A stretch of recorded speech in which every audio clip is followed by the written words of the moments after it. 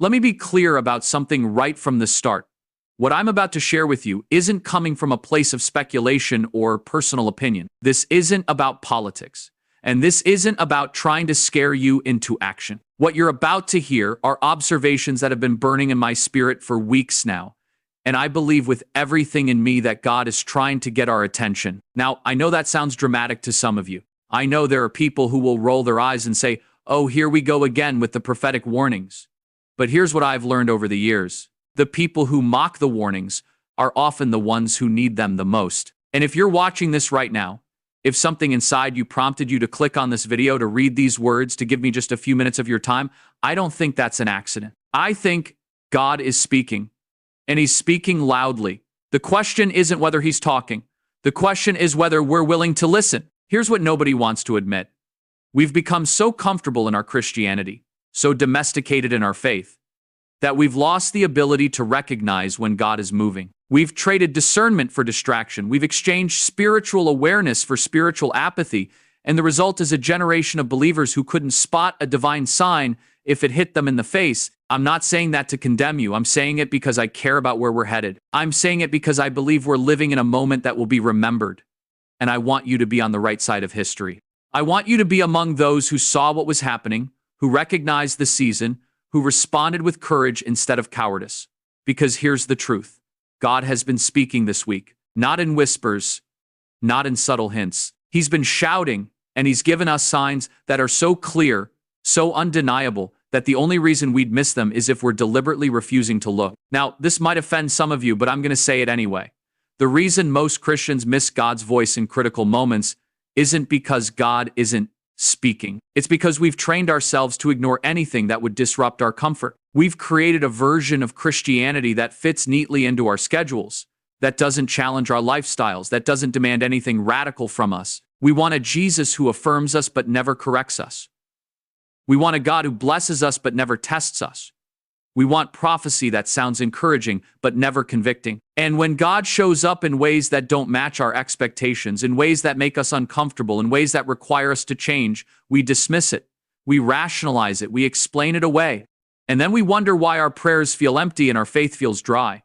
So let's talk about these 4 signs. Let's talk about what God has been saying this week, what he's been showing us, what he's been trying to get through our thick skulls. And I want you to pay attention because I'm not just throwing random observations at you. These aren't coincidences. These aren't isolated incidents. These are patterns. And when you understand patterns, you understand God's language. Because God speaks in patterns. He speaks through repetition. He gives us signs and then confirms those signs and then confirms them again. Because he knows we're slow learners. He knows we need to hear the same message multiple times before it finally sinks in. The first sign is this: division like we've never seen before. And I'm not just talking about political division, although that's certainly part of it. I'm talking about division in families, division in churches, division among people who used to be united by faith but are now separated by fear, by ideology, by conflicting narratives about what truth even means. This week alone, I've heard from countless people who are experiencing fractures in relationships that they thought were unshakable. Parents and children who can't agree on basic principles. Husbands and wives who are discovering they don't share the same values.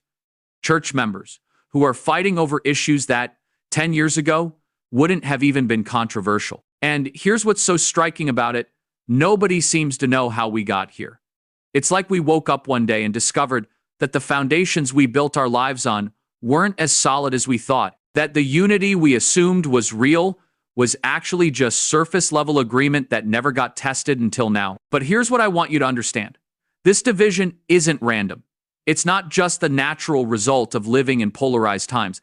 This is spiritual warfare playing out in real time. The enemy's oldest strategy has always been divide and conquer, and right now, he's winning.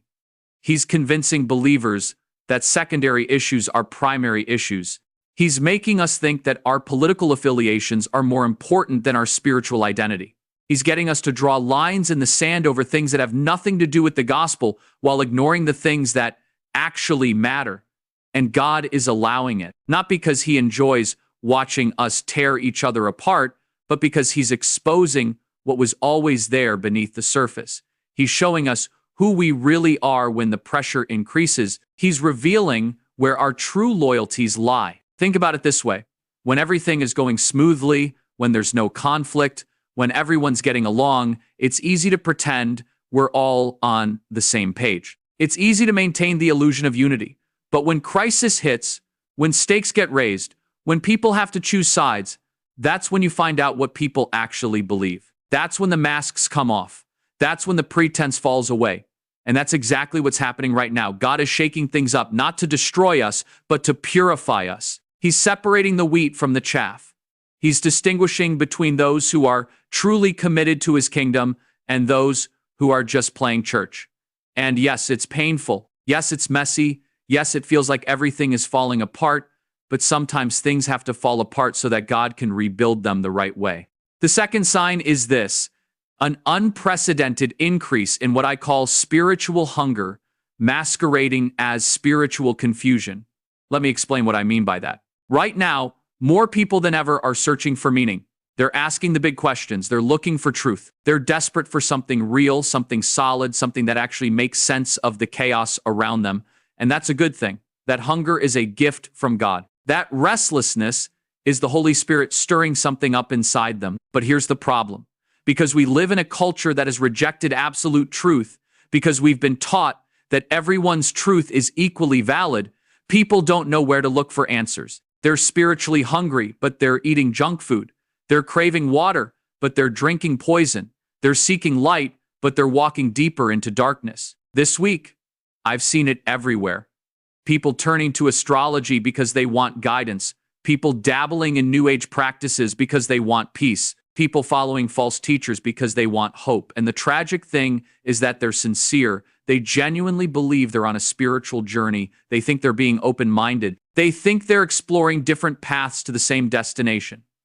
But they're not. They're being deceived. And the reason they're being deceived is because the church, by and large, has failed to give them what they're looking for. We've offered them religion when they're hungry for relationship. We've given them programs when they're desperate for power. We've fed them empty platitudes when they're starving for truth. And so they've gone looking elsewhere, and now they're more lost than ever. But here's what God is saying through this sign. He's saying, the harvest is ready. He's saying, people are hungry. The question is, will my people feed them? See, this isn't just a crisis. This is an opportunity. This is God opening doors that have been closed for decades.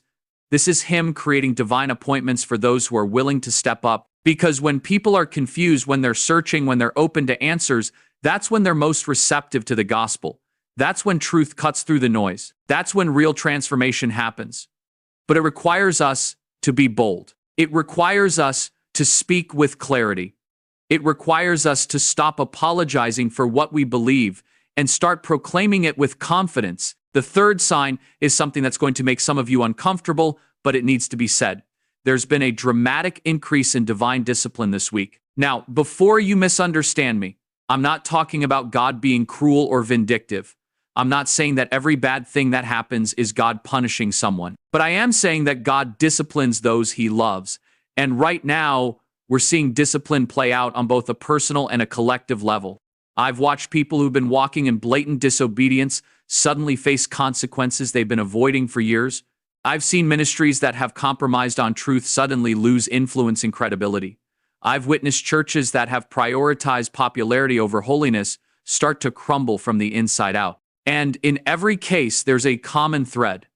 People who refuse to listen to God's gentle warnings are now experiencing His firm correction. Here's what you need to understand about divine discipline. God doesn't discipline us because He's angry with us. He disciplines us because He's trying to save us. He knows that if we keep going in the direction we're headed, we're going to destroy ourselves. So He intervenes. He puts obstacles in our path. He allows consequences to catch up with us. He strips away the things we've been relying on instead of Him. And it hurts. It feels harsh. It feels unfair. But it's actually the most loving thing He could do, because a parent who never corrects their child doesn't really love that child.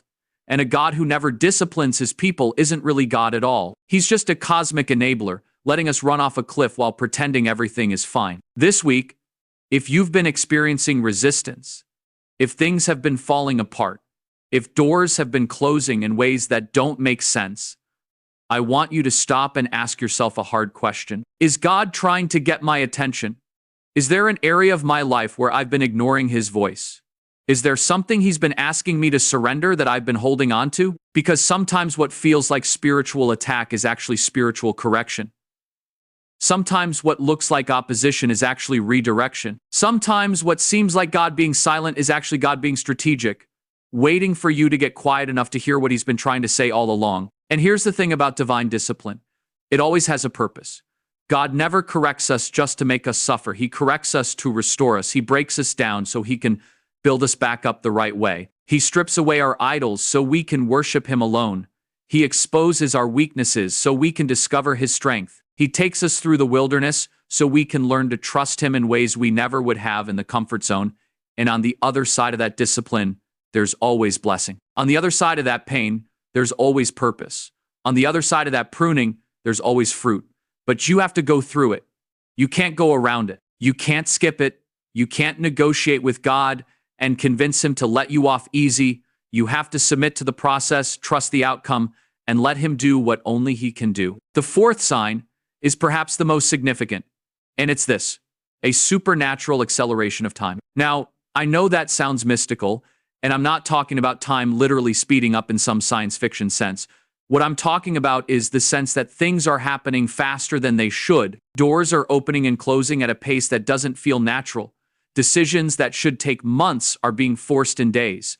Relationships are either solidifying or dissolving with unusual speed. Opportunities are appearing out of nowhere, and challenges are hitting harder and quicker than ever before.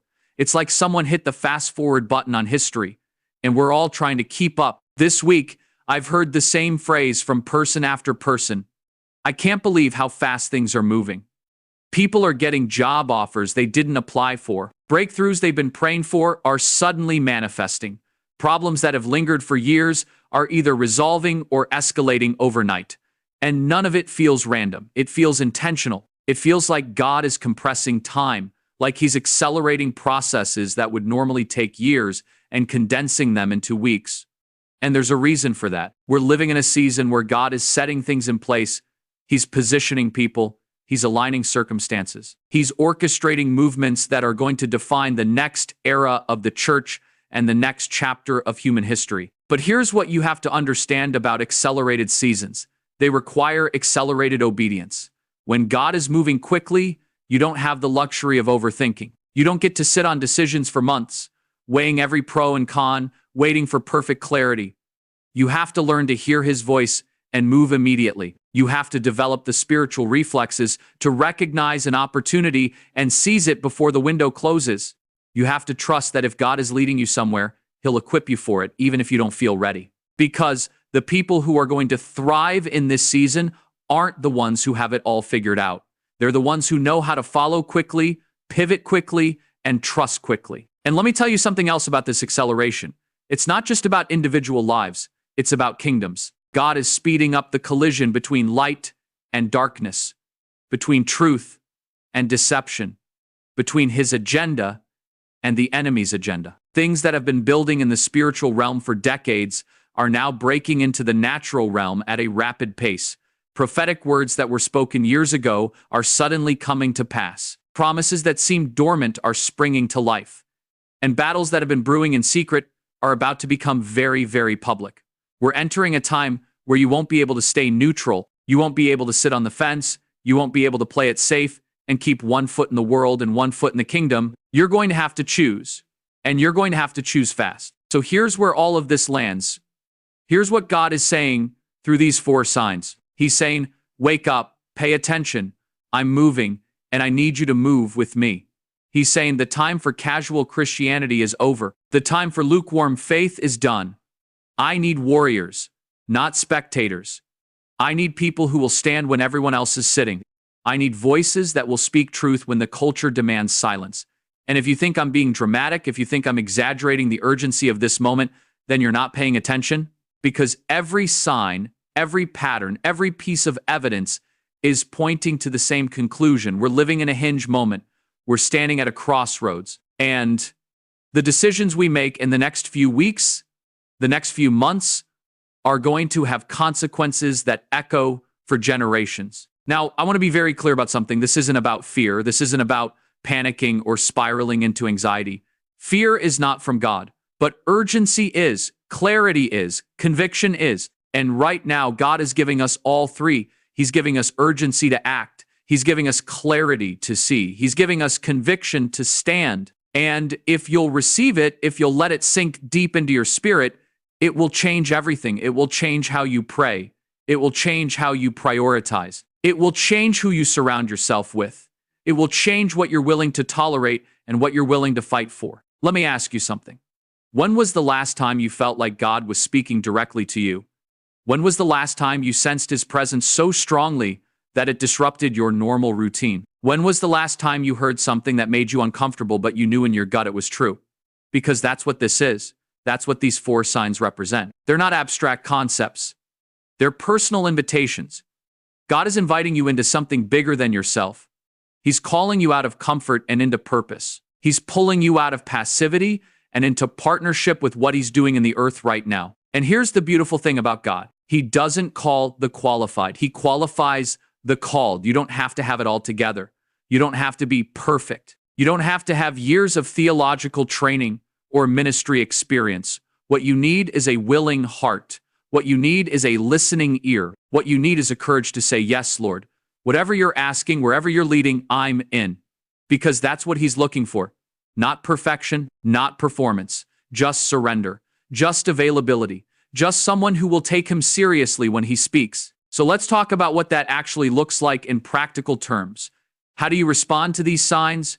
How do you position yourself to hear God's voice clearly and follow His lead faithfully? First, you have to get serious about prayer. And I'm not talking about the kind of prayer that's just reciting a list of requests and then going about your day. I'm talking about the kind of prayer that shuts out distractions, that waits in silence, that wrestles with God until you get an answer. I'm talking about prayer that's more than words. It's posture. It's hunger. It's desperation. Because God doesn't respond to casual interest. He responds to desperate pursuit. He responds to people who want Him more than they want comfort, more than they want approval, more than they want anything else this world has to offer. Second, you have to examine your life with ruthless honesty. You have to ask yourself the questions most people are too afraid to ask. Am I living in alignment with God's word? Are there areas of compromise I've been justifying? Are there relationships that are pulling me away from God instead of pushing me toward Him? Are there habits, patterns, attitudes that need to be confronted and corrected? Because here's the reality. You can't hear God clearly if you're living in disobedience. You can't discern His voice if you're drowning it out with noise. You can't follow His leading if you're too tangled up in the world system to move freely. And this is where most people get stuck. They want God's blessing without God's standard. They want His favor without His correction. They want the benefits of following Him without the cost of denying themselves. And it doesn't work that way. It never has. It never will. Third, you have to surround yourself with people who are moving in the same direction you are. This is critical, and it's something a lot of Christians overlook. You cannot fulfill God's calling on your life while surrounded by people who don't understand it, who don't support it, who subtly undermine it every time you try to move forward. I'm not saying you cut off everyone who doesn't share your exact beliefs, but I am saying you need to be intentional about who you're allowing to speak into your life, who you're giving access to your mind and your heart, because the voices you listen to will shape the choices you make. The company you keep will determine the level you reach. And if you're trying to go higher while staying connected to people who are content to stay low, you're going to find yourself constantly frustrated, constantly pulled back, constantly fighting battles that wouldn't exist if you had just made better decisions about your inner circle. Fourth, you need to develop a bias toward action. One of the biggest mistakes believers make is waiting for perfect clarity before they do anything. They want God to spell everything out, to remove all risk, to guarantee success before they take the first step. And it doesn't work that way. Faith always involves risk. Obedience always requires moving before you have all the answers. Abraham didn't know where he was going when he left his homeland. Moses didn't have a detailed plan when he confronted Pharaoh. David didn't have military training when he faced Goliath. But they all had one thing in common. They acted on what God said. They moved when He told them to move. They trusted that if He called them to it, He would carry them through it. And that's the kind of faith God is looking for right now. Not passive belief. active trust, not waiting on the sidelines, getting in the game. Now, let me address something that I know some of you are thinking. You're thinking, this all sounds great, but what if I miss it? What if I think God is saying something and I'm wrong? What if I step out and I fail? And here's what I want you to know. God is more gracious than you think. He's not sitting in heaven with a scorecard, waiting to mark you down every time you make a mistake. He's a father, and like any good father, he's more interested in your willingness to try than your ability to get it perfect the first time. Yes, you're going to make mistakes. Yes, there will be moments where you misread the situation or misunderstand his voice, but that's how you learn. That's how you grow. That's how you develop the kind of spiritual maturity that allows you to hear him more clearly the next time. What God can't work with is people who refuse to move at all. People who are so paralyzed by fear of failure that they never take a single step of faith. People who would rather stay in their comfort zone and play it safe than risk looking foolish for the sake of obedience. Because here's the truth, you can't steer a parked car. God can redirect you once you're moving, but he can't do much with someone who won't even start the engine. So if you're waiting for absolute certainty, if you're waiting for a foolproof plan, if you're waiting for conditions to be perfect, you're going to be waiting forever. And meanwhile, the opportunities God is giving you right now are going to pass you by. Let me bring this home with one final thought. The reason these 4 signs matter, the reason God is speaking so clearly right now, is because we're running out of time. Now, I don't say that to be sensational. I say it because it's true. The window for what God wants to do in this generation is not infinite. There are seasons and there are moments, and when they pass, they don't come back around. The Bible talks about redeeming the time, about making the most of every opportunity, about understanding the times and knowing what to do. And that's where we are right now. This is a time that demands discernment. This is a moment that requires courage. This is a season that will separate those who are truly committed from those who are just along for the ride. So I'm going to leave you with this challenge. Don't let this be just another message you consume and forget. Don't let this be something you nod along with for a few minutes and then go back to business as usual. Take what you've heard today and do something with it. Pray about it. Think about it. Act on it. Let it change you. Let it wake you up. Let it light a fire in you that can't be put out, because God didn't bring you here by accident. He didn't let you read these words for no reason. He's speaking to you specifically, calling you personally, inviting you into the greatest adventure you'll ever experience. The only question is whether you're going to say yes, whether you're going to step up, whether you're going to be part of what he's doing, or whether you're going to miss it entirely. The choice is yours. The signs are clear. The time is now.